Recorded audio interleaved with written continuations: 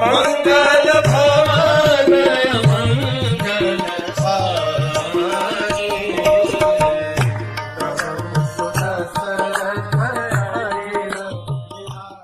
हरे कृष्ण।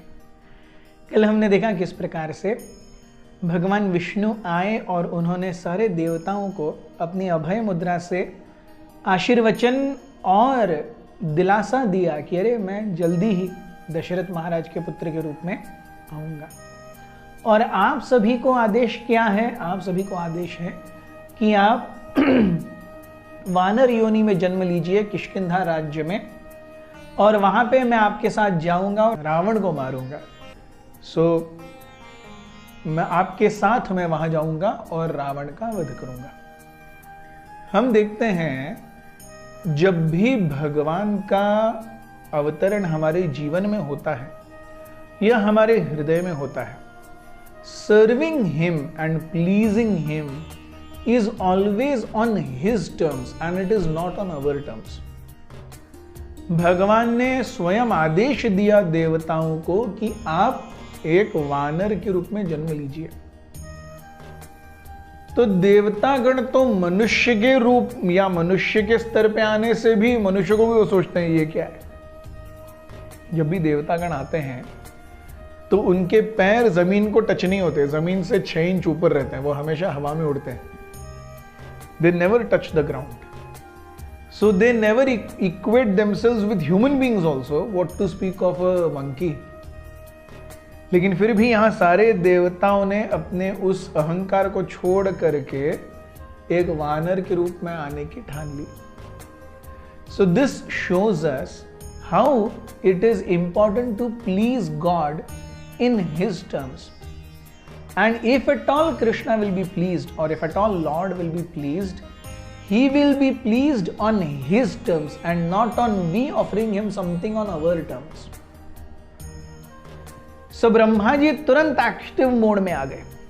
ब्रह्मा जी ने आदेश दिया सूर्य को कि आप सुग्रीव के रूप में जाइए, इंद्र को कि आप वाली के रूप में जाइए, बृहस्पति को कि आप तरु के रूप में जाइए, कुबेर को कि आप नील के रूप में जाइए, वायुदेव को इंस्ट्रक्शन दिया आप हनुमान के रूप में जाइए, और स्वयं ब्रह्मा जी जांबवन का रूप लिए। वो जांबवन जो हनुमान जी को हनुमान बनाएंगे। So we see here also is a very important thing. If we see in Ramayana, the beginning of the entire series comes with Lord Vishnu speaking to Brahma जी। रामायण की शुरुआत होती है जब ब्रह्मा जी को भगवान आकर के कहते हैं मैं तुरंत आऊंगा दशरथ के पुत्र के रूप में। लेकिन वही ब्रह्मा जी जब जांबवन बन के आते हैं, उनकी महानता को हम कहीं रामायण में नहीं देखते। लेकिन वायुदेव के जो अंश हैं हनुमान जी, उनकी महानता को हम पूरे रामायण में देखते हैं।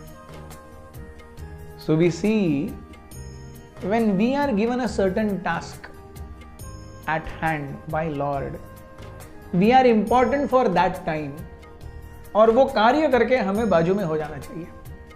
हमेशा हर चीज में लाइमलाइट एक्सपेक्ट करना, ये व्यक्ति को अपने आप में अंदर से खोखला कर देगा।